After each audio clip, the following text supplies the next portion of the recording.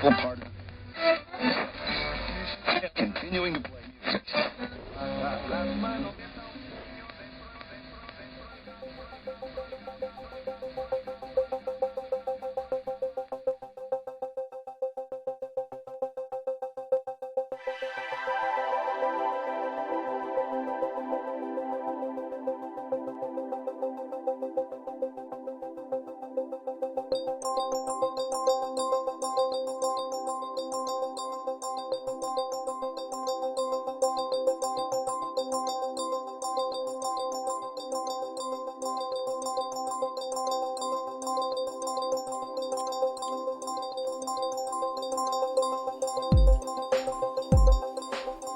This is Silph Radio, a Pokemon podcast. I'm your host, Nathan Kappesser.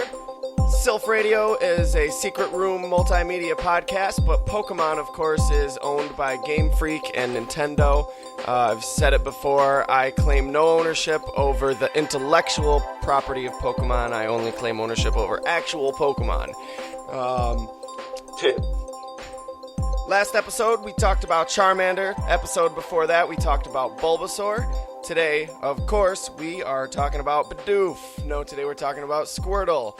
And with me as guest host in that honored, coveted position is my good friend. I've known him growing up my whole life. And I'm not sure which one of us loves Pokemon more or knows more about it. So, well, no, he probably knows more about it. But, I don't know. Justin Addison. Hello. What's going on, dude? Oh, not much. Thanks for having me on this very, very exciting and entertaining podcast. Well, we both know that I'm not going to start a Pokemon podcast and not have you involved in some way, shape, or manner. That's absolutely right. So what's new with you in you? Like, how's your Pokemon journey coming? I don't want to sound like I'm whining when I say this, but my situation is rough. I'm playing, well, I guess my most recent game is Pokemon X, and I think that's everybody's most recent game. Well, some people have. No, but I know. I played it for like 3 weeks, 4 weeks, pounded a lot of stuff out, like went all the way through the story, got my Pokemon to an okay spot, and now I have nothing to do, so I haven't touched it since the month it released. I don't remember what month it was. October. Feels like forever. What's that? October. So since October, I don't know. I picked it up like twice to do some wonder trading, but I don't know. There's nothing for me to do right now until I can transfer my team through Pokebank. Yeah.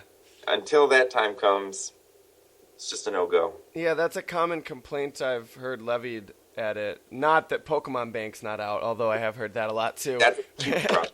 But that after you beat the game, yeah, there's not really much post-game shit like there has been in the last few generations. Right. Or if it is, it's just tired by now. We've all done the same battle challenges like the subway in Black and White and the different towers in the games before that. You know what I'm getting really fucking sick of that I just noticed while playing X? In every Pokemon game, though. It's been there since the beginning.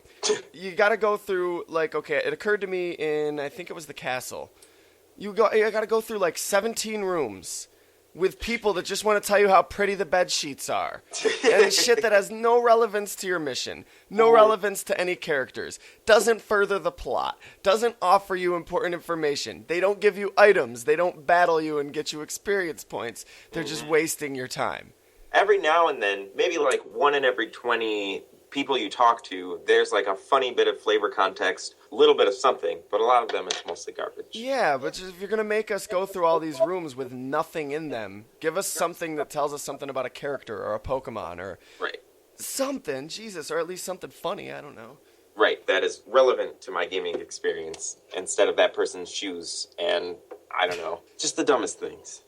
I don't think any trainers actually talk about their shoes. Maybe their shorts. Hey, they're comfy, and not only that, but they're easy to wear, which is the best thing there.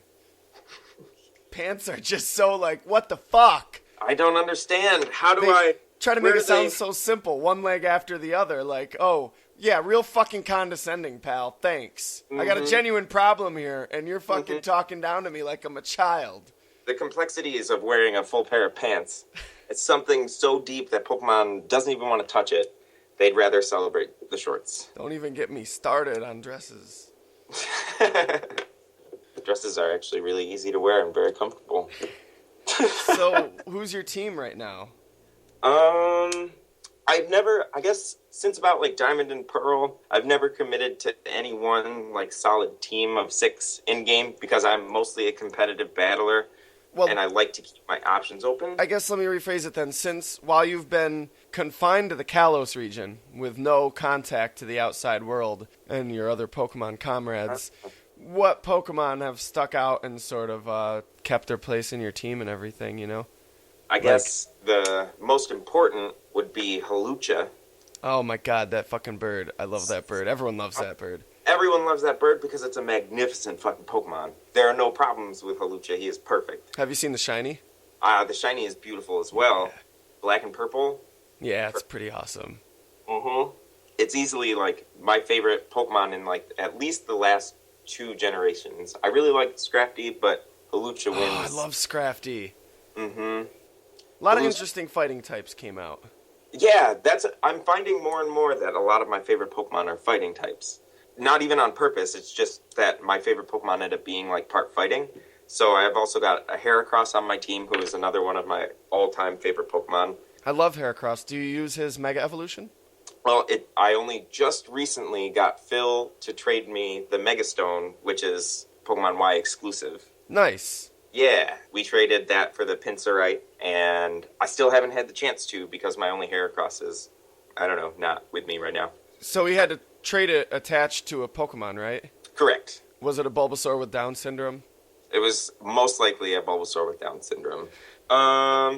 If I remember correctly, well, I chose Fennekin as my starter. Yeah, you're one of those Team Fennekins. Well, I don't like the final evolution, but I love the second stage, which is Braixen. Amazing. Yeah. I have a Braixen on my team, and a Venusaur, I want to say. Did you name her? The Braixen? Fennekin? Yeah. Fujiko. Cool. That's crazy, because I named my Froakie a Japanese name. Nice. I named him Hanzo. I think for a region being based in France, the starter Pokemon are like, they have a pretty Japanese feel. I guess except for Chestnut. Is that? Chespin? Oh, yeah, the Chestnut was the evolved one. Yeah. Yeah, he's more European, I guess. Mm-hmm. I guess No, Fennekin's pretty European. I mean, the fox makes you lean towards Japan. That's true. But, like, if you look at its evolved form and how it kind of bears similarity to, like, a witch. Mm-hmm. But then the ninja, no, that's clearly not, right. not Europe.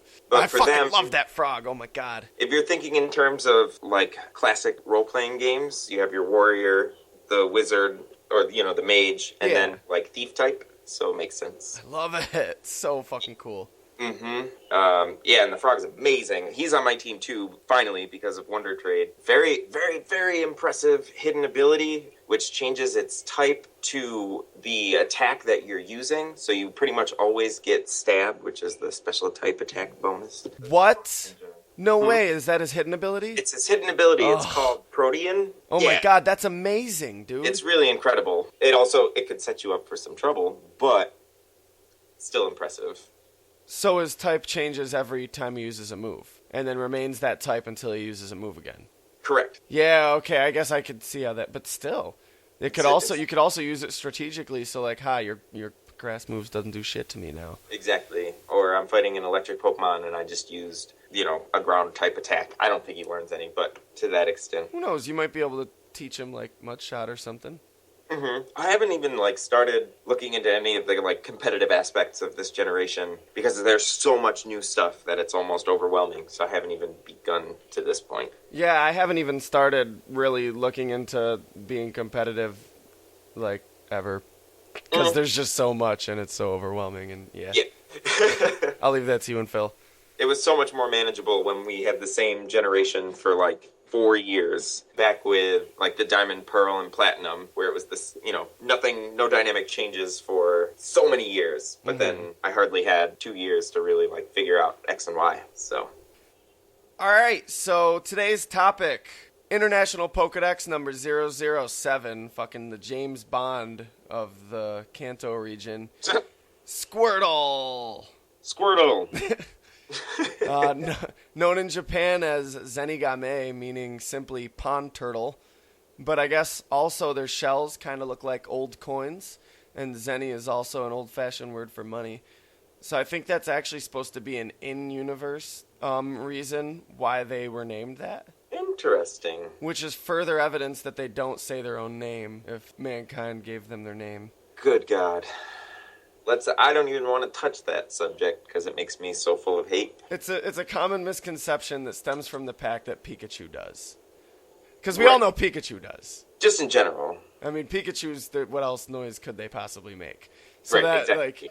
So everyone's like, oh, all Pokemon say their own name. But it's rather offensive. Like, Pokemon don't like it when you, insinuate that that's all they know how to say is their own name. Jesus Christ, Pikachu.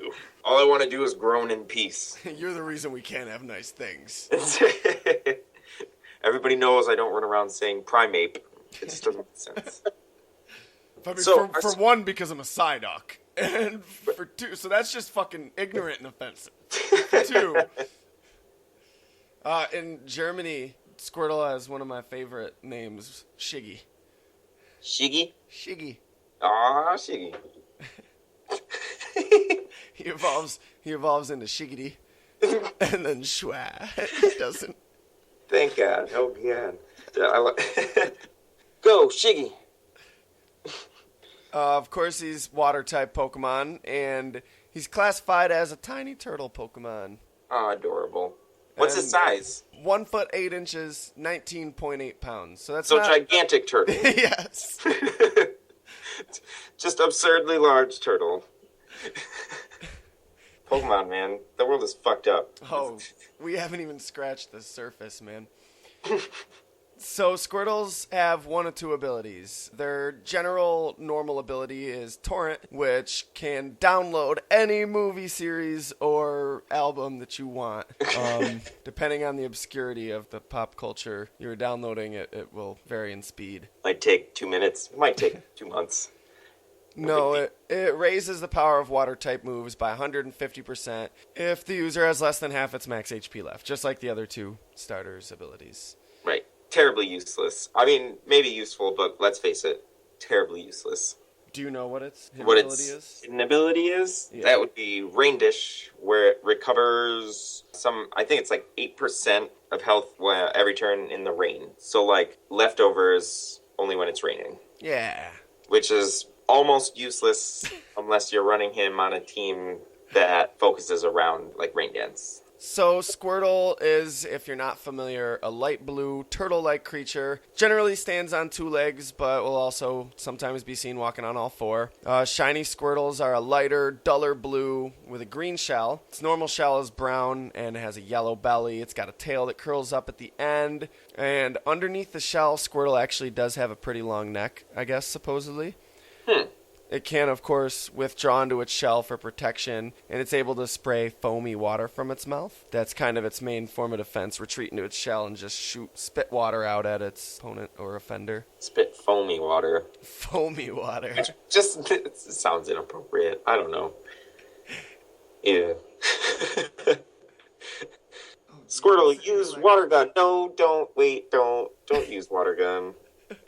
That's nasty. I don't know if you knew this, Justin. Squirtles are born shellless, and then their back actually swells up and hardens and turns into a shell. I didn't know that. I just thought they hatched with like a softer shell that got harder. No, apparently their back sort of crystallizes into a shell. It's very, very durable, and it also helps to resist water friction when it's swimming. Oh, okay. Yeah. It's aerodynamic or hydrodynamic. There's a word for that, though, isn't it? There's got to be. It's still aerodynamic, isn't it? No, Is it? It wouldn't be. What do they call it with swimmers? I mean, it's got to be. I don't know. I'm going to Google hydrodynamic right now. Do it. I'm no physical scientist. I don't know this shit. So you're telling me that you lied on your resume when you applied for a position as guest host? I just didn't think that section would carry as much weight as being the Pokemon champion of 6 different regions in the Pokemon world. This is a big deal. I'd have to say that is pretty impressive. Thank you. You're the second person on our show who holds that designation, but okay. Yes, I haven't finished the 6th generation yet, so I'm only 5 Did you finish the last one? I'm not calling you out, but I'm calling you out. Yeah, I didn't finish Black 2 or White 2, but I finished Black and White. Yes, hydrodynamics is a word. Is it the word that we think it is? Like aerodynamics, but in the water? I'm not digging that deep into it. Oh, man. I'd wager a yes. Okay, good enough. I'd wager a maybe. Just like Bulbasaurs and Charmanders, they're rare in the wild due to being selected as a starter and therefore mainly bred. Sorry. Bred? Yep. Breaded.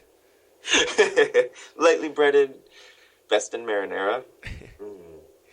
But in the wild, they can be found around small ponds and lakes, or sometimes in valleys with rivers or lakes or ponds. There's also a few islands that are relatively densely populated with Squirtle populations. Okay. Their favorite berries, I guess, would appear to be bitter berries. That's what you would find them holding in Gen 2. But bitter berries have since been replaced with persim berries. So I think it's safe to say they like persim berries. This is vital information that may one day save your life. Mm-hmm. I'm not talking in a Pokemon game, but in real life. Just in real life. Yes. Yeah. This podcast is a public service. Very informational. You're doing good for the people. Someone's got to do it. I tried for a while. I would just stand in one spot in Viridian City, and I would just tell people this stuff when they walked by. Oh. But my legs got tired. Okay. And eventually, I was like, screw this. I understand. Maybe you hadn't had your morning coffee yet. Yes, exactly. But one day, this fucking trainer, God bless him, was kind enough to bring me some coffee. Oh, nice. What'd you do then? I showed off. I caught a Weedle. Not bad. And I said, I'm blowing this joint. It's off to the New World for me. Oh, Kalos. Okay. So, Squirtle is, of course, playable in Super Smash Bros. Brawl as one of the Pokemon Trainer's 3 Pokemon. Oh, yes. You play Smash Bros. A lot more than I do, at least nowadays. I do. And what do you think of the Pokemon Trainer in Smash Bros.? Oh, man. There are some aspects of him of the Pokemon that you play as that I love, but I feel like they all suffer from being powered down to sort of supplement the fact that you have 3 characters in one. If that makes any sense. Everyone would be... What's that? That does. Yeah. It's like each one would be way more formidable as their own. So, and Squirtle is my favorite to play. He's so fast. You fly around in his little shell. He's so great. Yeah, but again, he's too light. I guess that's a shitty compromise to have to make because it wouldn't be fair to let somebody play 3 full-fledged characters and switch between them. Right. But who wants to play 3 subpar characters? Yeah, half-fledged. Or maybe they're just fledged. They're just not fully fledged. They're just fledged. Oh, we're discovering all the mysteries of semantics tonight. Good. All right, so I want to see if you can do what Phil can do. What level does Squirtle evolve to Wartortle? 16? There you go. Okay. See, I couldn't do this. I might guess right, but like Phil nailed it every time. Wartortle's classified as a turtle Pokemon. At 3 foot 3 inches, he's now too tall to legally be considered tiny. No, he's just an absurdly large turtle with weird ear things. 49.6 pounds. And yeah, those ear things, he gets develops furry, blue tinted white ears and a same kind of tail. Can we talk about this fur? Because I only just tonight discovered that his tail and his ear things were covered in fur. I had no idea. Well, what did you think it was? You just thought it was white reptile or amphibian flesh? Or... I mean, I guess as deeply reptiles. As you think about Pokemon's skin or their flesh, I just never devoted thought to it. I thought it would be I don't know, not fucking furry. That's weird. Yeah, it is really weird. You know that it can also somehow store air in this fur for when it goes deep sea diving? That's legitimate, yes.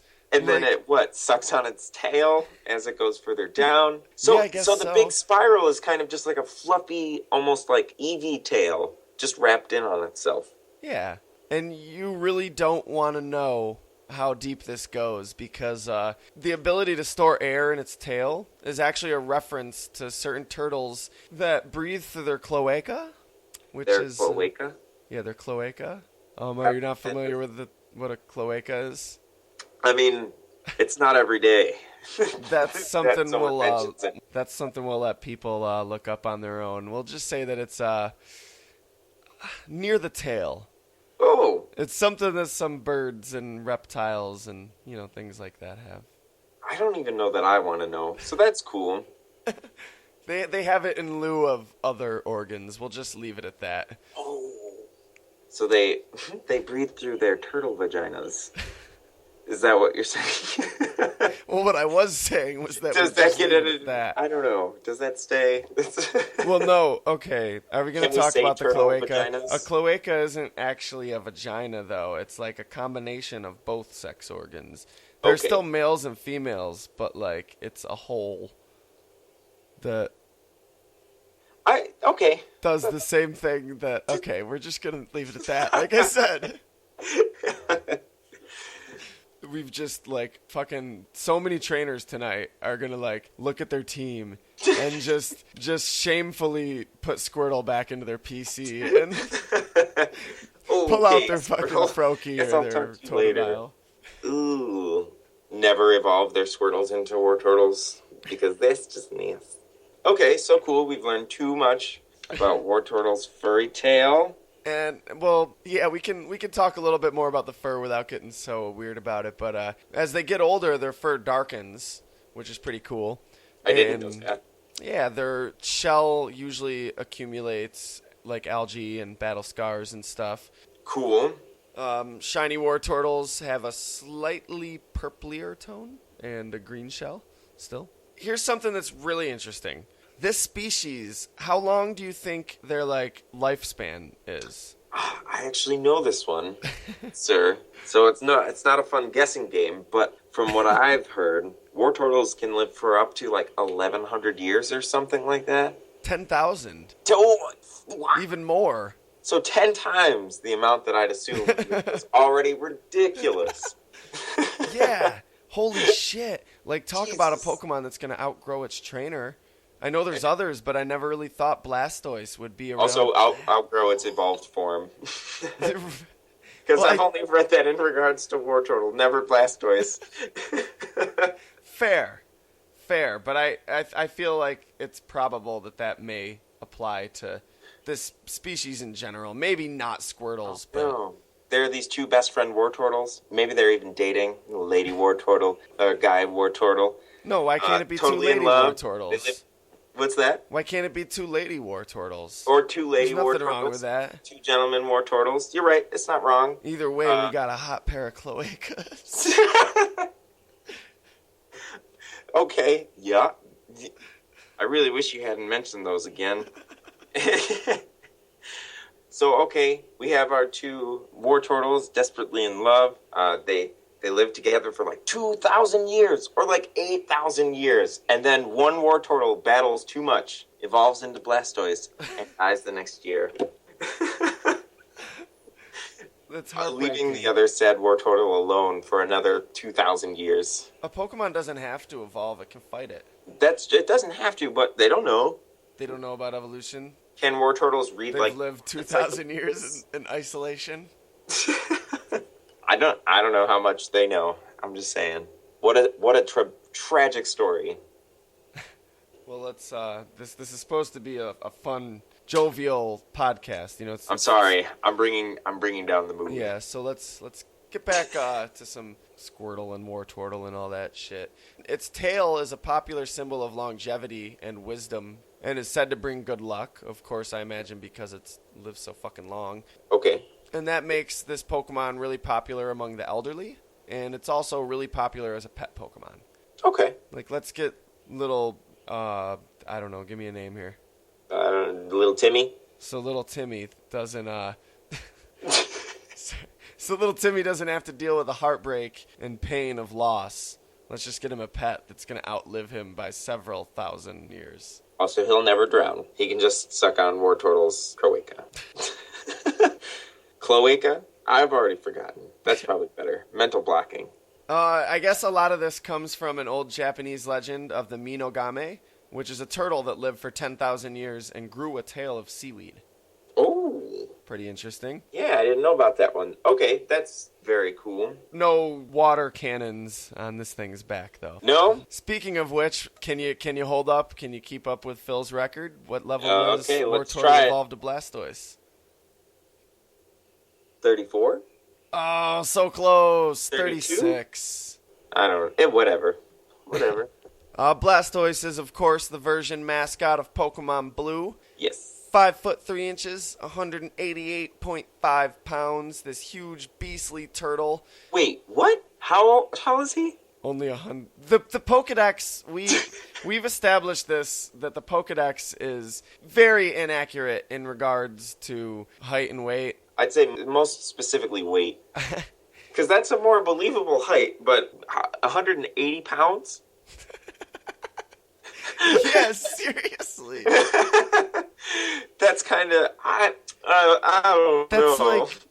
That's like 20, 30 pounds more than I weigh. Yeah, he's like a tank of a turtle. I feel like the cannons alone would be about like 120 pounds if they weren't connected to his body. The Pokedex says that Blastoise deliberately makes itself heavier to counteract the massive power of those cannons. And 188 pounds is not gonna. Yeah, you're not doing very good, man. Oh, jeez. Yeah, you're at like Biggest Loser level, like fucking weight there, dude. Come on. He needs to get back up on his protein game. This is ridiculous. Get that motherfucker some person berries. Because he got it twisted. He's confused. He needs that confusion healed. That was one of the better Pokemon puns of the night. Can you edit an applause because you deserve them here? I don't need to. You just applauded for me, sir. Yes, that's true. So Blastoise is classified as... You want to take a guess? Do you know what kind of Pokemon Blastoise is classified as? Because Squirtle was a tiny turtle, and Wartortle was a turtle. Maybe a large turtle Pokemon? Well, you might imagine it would be something like that, but Blastoise is classified as a shellfish Pokemon. Yes. I don't even have a comment for that. That's the most absurd thing I've ever heard. Shellfish? Not You're like, I see Jeff Goldblum over here like, shellfish? Shellfish.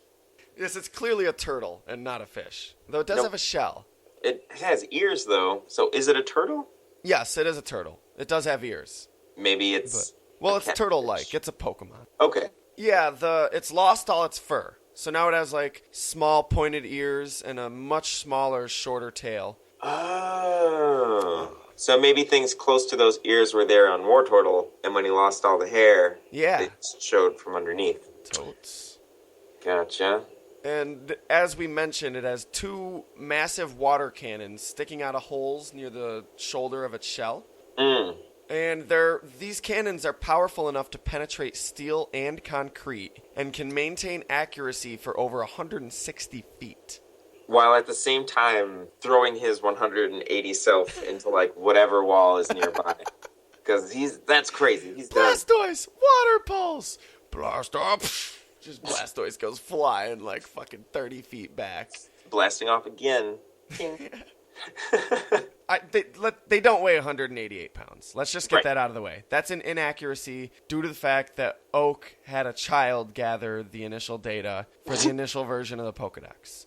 It also could be a mistranslation if maybe they use like grams and kilograms in like the Japanese entries of this. I don't know. Oak is looking at Red's findings, and he's like, fucking 188 pounds. Oh.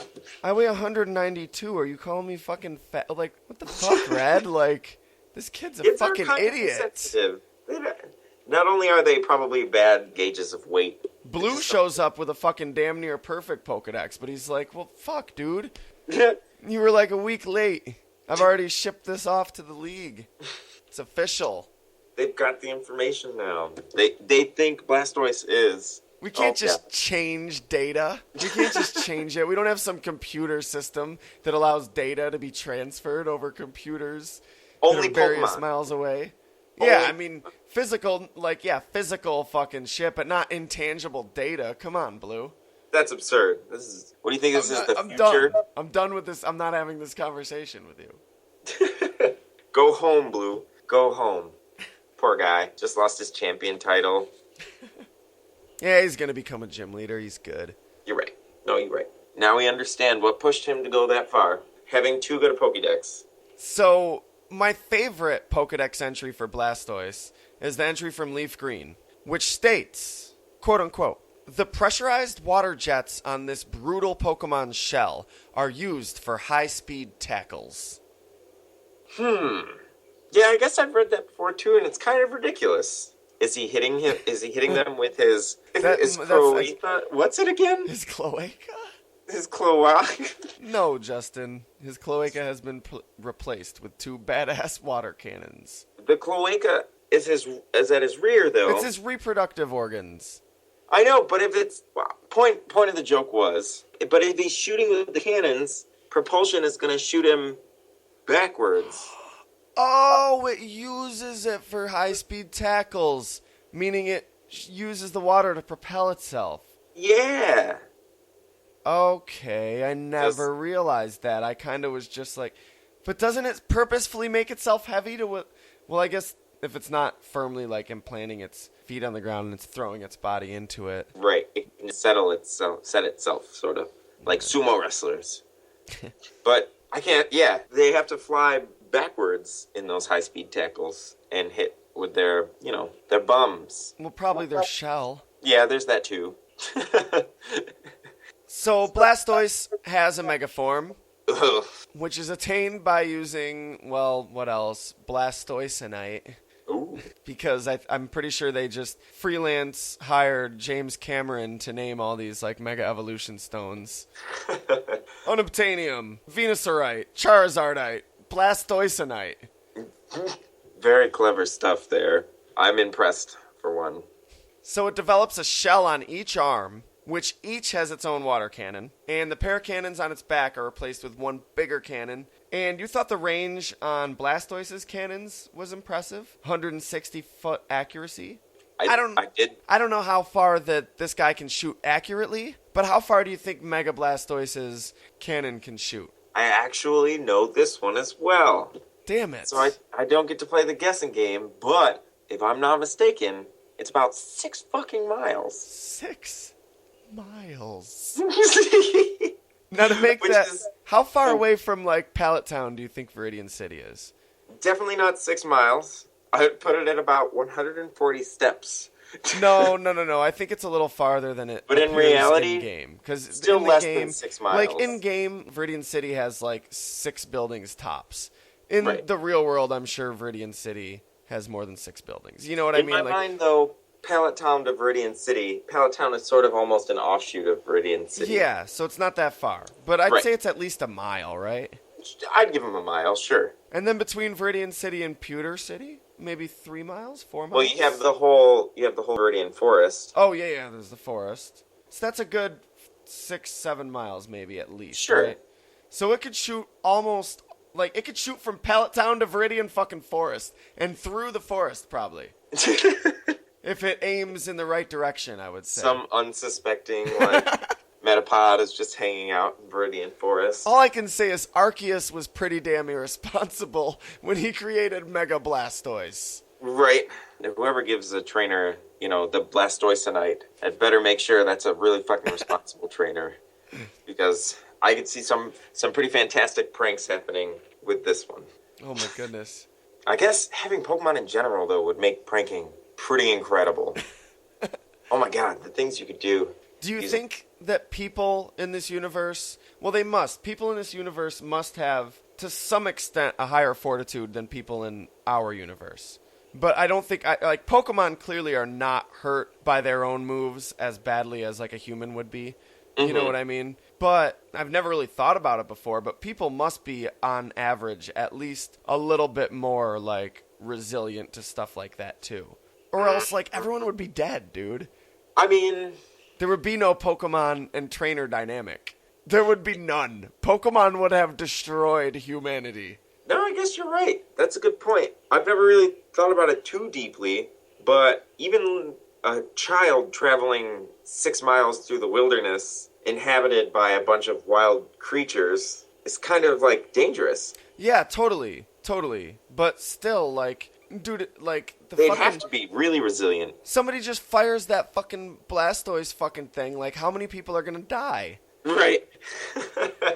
It's just like a random shot 6 miles off with this, like, incredibly high-pressured water. Someone's going down. It'd be a tragedy. Like, there'd be a bunch of Facebook groups that are Right. like, Blastoises don't hurt people, it's their trainers. But every like 2 weeks, there's a reported incident that hits Yeah. a Pokemon Center and everybody's done for. Yeah, I mean, yeah. You got where I was going with that, right? With the pit bulls? Oh, It was supposed to be like pit bulls? Like, I do. Now I do. So that's good. hey, this is a free podcast, man. You get what you fucking pay for. And I'm an unpaid guest. I don't have to understand all your jokes. Jesus. So, Mega Blastoise is about the same height, but it weighs... How much more than regular Blastoise do you think it weighs? Well, does it weigh a more realistic weight? It weighs more than Blastoise. Okay, so 200 pounds? A little bit more. Weighs about, like, I think it was about 220 something. It's about 30 more pounds than regular Blastoise. So it's still only like 5 foot something? Yeah, same fucking height. Blastoises are taller than that. The fucking Pokedex has Venusaur as the tallest starter Pokemon. Because of, like, its flower, or do you think it's nose to tail? No, it's gotta be the flower, but... Dude, Charizard is fucking not 5 foot tall. I've only ever seen it like that. 5 feet? It's No. kind of hard to think of it. I've only ever seen Charizard taller than its trainer. Granted, a lot of these trainers are children. But still. Right. Little. I mean, like, 11-year-olds, too. Dude, if I can't imagine seeing Blaine standing next to Charizard and being taller than it. Like, a part of me does grasp it, and because in Smash Brothers, like we were just talking about, Charizard runs a little shorter than he looks like he could be an easy 5-something. I mean, I can picture it. And I know that, like, especially in the early days of Pokemon, it wasn't that developed, and it also wasn't anticipated just how fucking massive this franchise would be, and how seriously its fans would take it.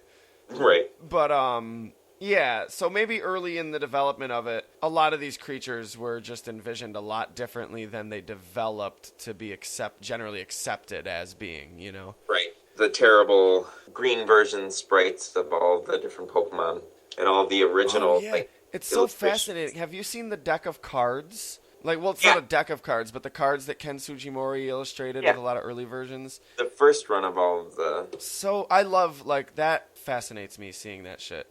Mm-hmm. Like Charmander had a couple little spikes on its neck. Which he did in a lot of the... I feel like a lot of the images, there was that one image that I think was on, like, advertisements of the, red and blue, but then also the girl from behind. Yeah, it was in the instruction manual, I think. Oh, is that where it was? Okay. I think. Or maybe it was just advertisements. I know the picture you're talking about, though. Mm-hmm. All three of them standing on, like, a Pokemon, or a Pokeball, like, design, like, on the floor. And they each had their starter next to them. And I think Charmander had the spines in that one, too. And then, Wartortle's ears were, like, the same color as his body. There was a lot of little differences in early designs. And, oh, my God. The whole, looking at, like, we're going to do a whole episode about this, so I don't want to talk about it too much. But looking at, like, capsule monsters stuff, oh, my God. Like, it just, like, gets my imagination, like, on a fucking treadmill. Yeah. Is that an expression? I don't know.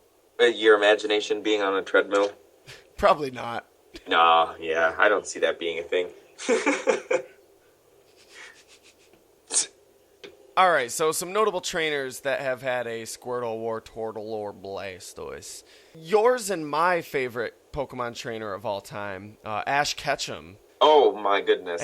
Well, you know what? Actually, can we just stop to talk a little bit about how awesome Ash is and how much we love him? Yeah, please. I was hoping you would do this, because, goodness gracious, if any character ever needed a moment to be talked about, I mean, if any character ever had such a fantastic track record and got such little recognition Right.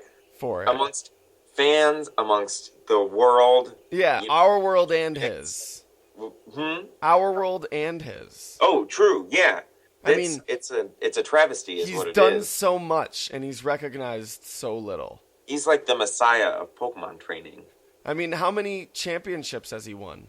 I don't know. I'm sure more than, Michael Jordan. It was in the range of 0, I'm pretty sure. I'm going to put it at about 0. Yeah, it was 0, I'm pretty sure. Will you erase my Michael Jordan comment? Please, as a favor. That said, 0 fucking championships, 0 aging. I think what happened is all of this happened really quickly within the span of like 5 weeks. So he never actually learned anything about training, just had all these little I think you're adventures. giving him too much credit. I think he just doesn't learn. I mean, I don't remember the specific examples, but he's seen a Pokemon before that he's owned and been like, what's that? And pulled out his Pokedex. And the fucking Pokedex Dexter is like, fucking seriously, Ash? You know what it must be? Fucking kidding me? The reason he doesn't age and the reason he never remembers things, it's all linked. It must be like a medical, like something that keeps him from physically aging, and then like it's some weird periodic amnesia, and his mom is so really he's like depressed. he's like a cross between Drew Barrymore in 50 First Dates and Robin Williams and Jack. Yes, backwards Robin Williams. Oh yeah, you're right. Never mind. Can you just edit that out? It's like what's that? Can you just edit that out? No, I can't edit anything out. You edit this podcast. Oh god, and it's another tragic story where like his mom is like getting older, but she's always pretending to be the same mom because every year he goes on these trips but comes back, and then he goes to sleep, and when he wakes up he's so excited for this whole new thing that he's like basically, he remembers some things. He remembers Pikachu, but like I don't know, right now he's like this 25-year-old guy stuck in the mindset of being an 11-year-old on his like Pokemon journey. And out of all his badges that he has, I don't know because I stopped watching very, very early in the series. Oh yeah, I can't. But how many badges of those do you think he legitimately earned by defeating a gym leader in Pokemon battle? Instead of just doing them some favor. Let me just spoiler alert this right now in case you haven't seen Pokemon The Origin. Go watch the fucking movie. It's fantastic. If you're a devoted enough fan to listen to a podcast about Pokemon, oh my god, it's amazing. Fucking watch it. I absolutely agree. So that said, one thing I really, really love is that you watch this movie and Red defeats Giovanni. Legitimately beats his ass. Well, his Pokemon beat Giovanni's Pokemon's ass. And Giovanni offers him the Earth Badge as he's rightfully earned it. And Red says no, pushes his hand away. And Hell Giovanni's like, what? And he's like, I don't need a badge from the leader of Team Rocket. Dude, literally, when I was first watching that with my roommate, I got up and marked. I was like, oh my god, he is the opposite of Ash! Like, Ash doesn't fucking defeat them and asks for the badge anyway. This motherfucker's like, nah, I'm good. Ash loses. Giovanni's like, good try, come back again when you're ready. And Ash is like, yeah, I mean, I showed a lot of heart, a lot of promise, right? And Giovanni's like, yes, you really did. I mean, you've got a lot there, a lot to work with. Keep training. And he's like, well, I mean, like, it's amazing how, like, me and my Pokemon just really care about each other. Like, it's really, like, how selflessly, like, we bond, and, like, it's really remarkable. Like, that's really something, right? Sure, I'll give you that. Sure, yeah, you and that Pikachu, you're really something. So do you think I could, I mean, the Earth Badge, yeah, you have to defeat me to earn the Earth Badge. Like, that's how this works. You defeat a gym leader, you get the patch. Well, yeah, but I mean, I was just hoping, you might just like, can I mean, I figured since, I don't know. I don't know. Stupid idea. I'm sorry. Point is, Ash sucks. Red was a badass. Is that what we're getting at here? I think more or less. As long as that's the point. And I think that was what this podcast was about, right? So we've reached our point and the podcast is over. Yeah. We just needed to point out how terrible a character Ash is for as long as possible. So Ash had a mischievous little Squirtle that wore these wicked black sunglasses. Wicked black? Well, they weren't wicked black. They were wicked black sunglasses. Well, why can't they just be... Well, they were wicked black, but they were also black sunglasses that were really wicked. You're right. They were about as black as sunglasses can get. No, that wasn't what I was saying. Look, Nathan, it's okay. I agreed with you. Like, come on, chill. That's okay. We all expect him to rob us. Yeah, he led a gang known as the Squirtle Squad. Oh, I guess there's that too. It was a gang. Yeah, eventually, though, he parted ways with his trainer and returned to the Squirtle Squad. I think, correct me if I'm wrong, because as we've established, we don't really watch the show. They're like a firefighting gang now, right? They put out fires and shit. Or the other Squirtles that he left grew up into Wartortles. But he was still with Squirtles, right? He was still a Squirtle with Ash. No, but he ended up going back. I think what happened, maybe... Oh, I don't know. If you're a fan of the fucking show and you know the answer, just send us an email, silphradiopodcast@live.com. Let us know. I think maybe there were, like, these Squirtles that fought fires, and Wartortles, and Blastoises. I don't know. But I know he returned to the Squirtle Squad. I guess Ash does send all his Pokemon away at the end of every, like, term of his illness. Yeah. By now, he's just got this innate sense. It's like, I think I should send these guys away. But I don't know why. He just doesn't remember them. It's like this heartbreaking story. It's like, who are you? There's a Bulbasaur in my house! He starts hitting it with a broom. Bulba! I don't know you. I only know Pikachu. Professor Oak runs in. He's like, Ash, stop. This is your Bulbasaur. I never had a Bulbasaur. Who are you? Who the fuck are you? Oh, God. All right. Give me another professor from another region. It's happened again. Ash is always asking himself, am I a boy or am I a girl? Poor guy. This is painful. The other day, my roommate was doing something. Oh, man. I think he was playing Dark Souls. And he said he had to make some it might have been Skyrim. I think it was Skyrim. And he had to make some decision, and he was like, that was practically the hardest decision I've ever made in gaming. The toughest decision I've ever made. And I was like, I think the toughest decision I've ever made in gaming was when I started X and Y, and they asked me if I was a boy or a girl. And I'm like, well, what am I going to name the character if I play a boy? And what am I going to name if I play a girl? And I think the girls have more, like, customization and fashion options. So maybe I'll pick a girl. But then again, yeah. These are the real things that matter. Oh, wait. Actually, let me start that over because that wasn't what I said. That's what reminded me of it. But no. Yeah, wow, that would have been funny too. But I didn't say that. It was... My toughest decision in gaming was, do you want to give this Ekans a nickname? And I said yes, even though I had no intentions of doing anything with it. And I sat there for hours and hours, and I looked on Wikipedia and Bulbapedia, and I was like, what would be a good name for this Ekans? And I couldn't think anything, so I just folded my DS shut, and I went to work, and I came back that night, and for about like 12 hours, my DS just sat in keyboard mode, waiting for me to name this Ekans, because it had to be legitimate. I'm not going to, neglect a Pokemon like that and just call it Buttface. That's the saddest... I don't want to say saddest, but saddest story I've ever heard in regards to Pokemon.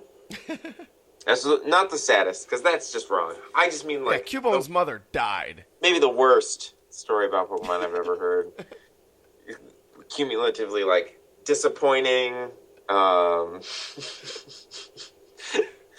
Just any negative adjective you want to throw at me, I'll edit rationalize it. Yeah.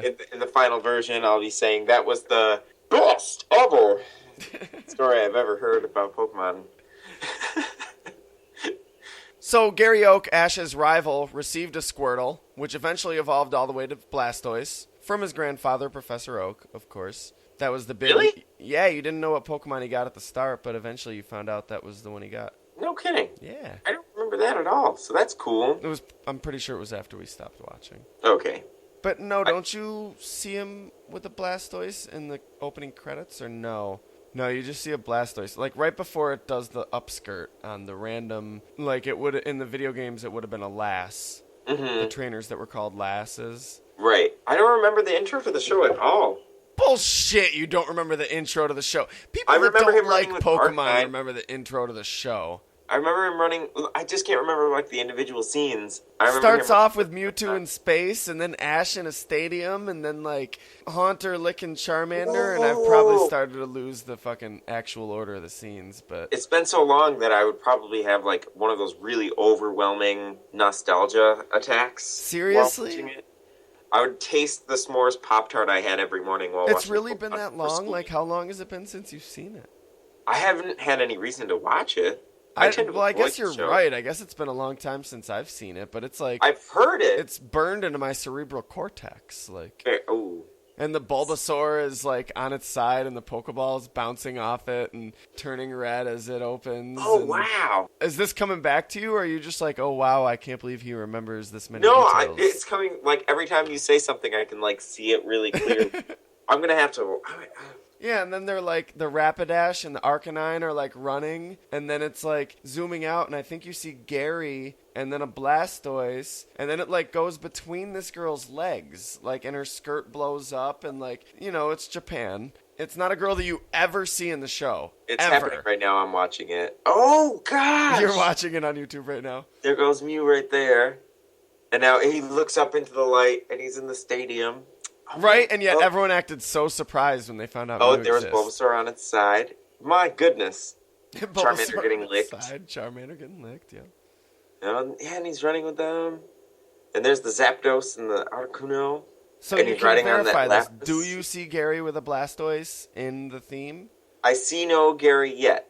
Did you see the Blastoise? Like, did you see it zoom out under that girl's skirt? And There's been no skirt action yet. It happens. It's so fast that you don't realize they're doing like a... There's Gary, and then a Charizard. Oh, no, then it just shows the three Charizard, Venusaur, and Blastoise. Okay, so you just never see Gary with a Blastoise, is what you're saying. Right. Yep. Okay. You're So we've just wasted everybody's time. wrong. I mean, it wasn't a waste for me. I got to watch that. I don't know. So also in the anime, May was given a Squirtle by Professor Oak, and that eventually evolved into a Wartortle. Who's Ash May? couldn't even get his fucking badass Squirtle to evolve, but May got hers too. Was that the Ruby Sapphire girl? Yes, I think so. Okay. See, I'm- In the manga, of course, which you are infinitely familiar with, Green has a Blastoise, which she stole as a Squirtle from Professor Oak, and named it Blasty. Because fuck subtlety and creativity and... A lot of trainers in the Pokemon special manga name them silly names. What are you gonna do? That's a beef I have with the writers. Like, they couldn't take 2 seconds. Yo, I could shut my fucking DS for fucking 48 hours to think of a name for an Ekans that's gonna rot in fucking PC Box 12. It gives them like a level of like, I don't know. I'm okay with it though. It never bothers me. It bothers the fuck out of me. Because if they did go that extra step, it would be a step too far. Why? Because then the trainers would have like, it'd be too much. Having them named clever puns based on who they are. It doesn't have or to be just not that even clever though. It just doesn't have to be such an awful, like, that's not even a pun. Like, adding a Y to I know that. a shortened that's version of the not a Pokemon's name, like, a pun is one thing. Shortening something and adding a Y to it, that's like... But all not the even characters, bare they minimum. have their thing that they do to all the Pokemon's names. I feel like that was in Pokemon Stadium. When you fought the Yeah. NPC, the computer trainers, You're all of their right. Pokemon would have like a similar thing. And these mangas started when Pokemon Stadium was around, so it kind of falls in the same line. No way, you're totally right. I forgot about that. But still. But still. I don't know. According I love manga. to the... It's flawless. It woke up like that. I wouldn't say it's flawless, but it's pretty fucking awesome. There's a few points in it where I have problems with it, but that's neither here nor there. At least not for this episode. We'll talk about that another time. Cool. According to the obscure newspaper comic strip, Misty has a Squirtle. And according to the TCG, gym leader Claire, cousin of Lance, the dragon-type gym leader, has a Blastoise. Okay. Interesting.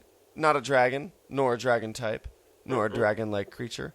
But somehow makes some kind of sense. I could see her having one. Yeah, she doesn't have to be constricted to only having... That was one of my favorite things about the card game, actually. Random tangent. Like, the gym leader sets. Yes. Where they had... Those were really cool. Like, you got to see them with a lot of different type of Pokemon, and that interests me greatly. Yeah, me too. Absolutely.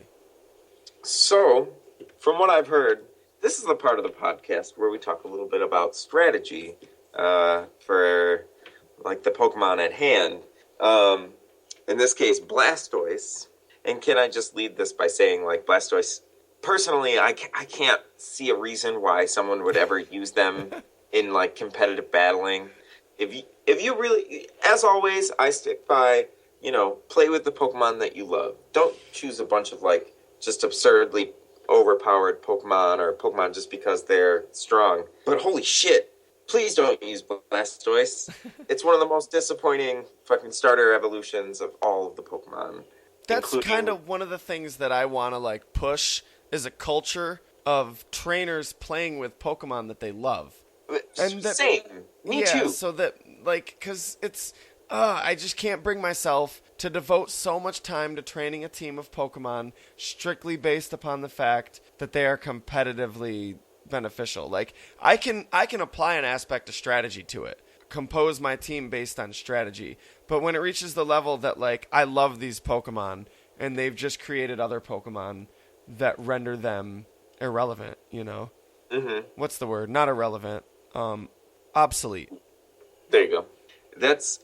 So I agree with you, but in this case, just don't use Blastoise. Blastoise is only good for, like, its ability to use Rapid Spin, which is handy, but basically that's his core strategic build.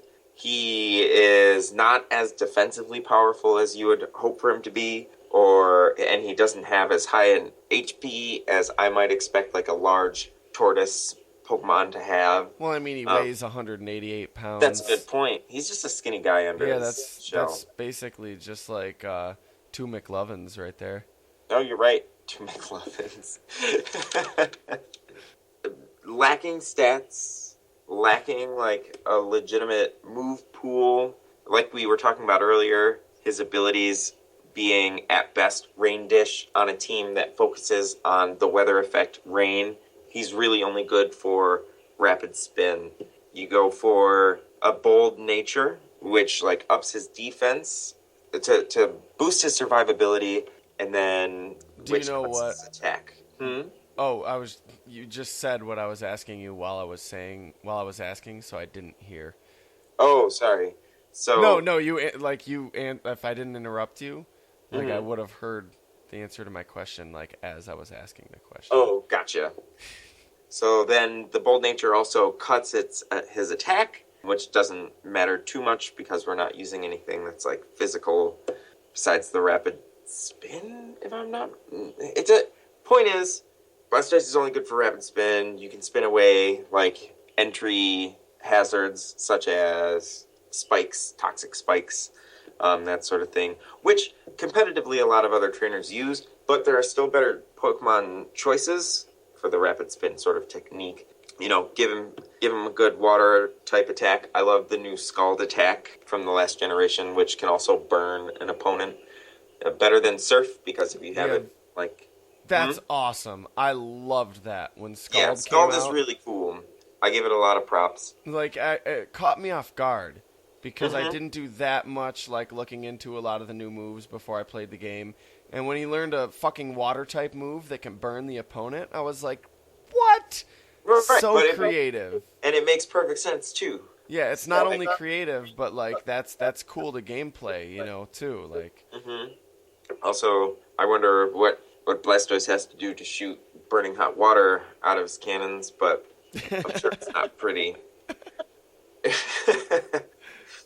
There are a couple other moves you can play around with from what I've read so far, like Roar. I think he can learn Dragon Tail, which gives him an offensive attack against dangerous Dragon-type Pokemon. But even so, give him leftovers because he's a slightly bulky Pokemon. Justin's just like, I hate telling people this is what they should do when I just don't agree with it. They shouldn't do this in any fucking effect. The Blastoise should be a pet. He'll outlive you. Your fucking nephews and nieces will love him. And you can ride around on him backwards. There's no reason to battle him. You're not neglecting him. You don't have to banish him to your PC. Just treat the motherfucker as a pet. Right. I mean, would you say the same thing about Venusaur? You can have more fun with Venusaur. Yeah? Oh my god. He's got his different powder attacks, like the sleep powder and poison powder. But even then, yeah, I don't know. And to be perfectly honest, it's hard to work with all three of the starters from the first generation. So, basically what you're saying is the best strategy for Blastoise is to not use him. The best strategy for Blastoise... Charizard too? I thought Charizard could be useful, like with the Mega Form. Charizard's got two interesting Mega Forms, but... Oh god. Sorry, I'm having too much fun playing with my eyes. It is really weird. If we didn't establish this, me and Justin are recording this podcast over Skype, because situation makes it necessary. And yes, it is really weird. The reflection of Justin's computer on his glasses with what I imagine is the little Skype box. Yep, that's what in the middle. Is. Are you moving it around now to make it look like... Yeah, does it look like my eyes? Oh my god.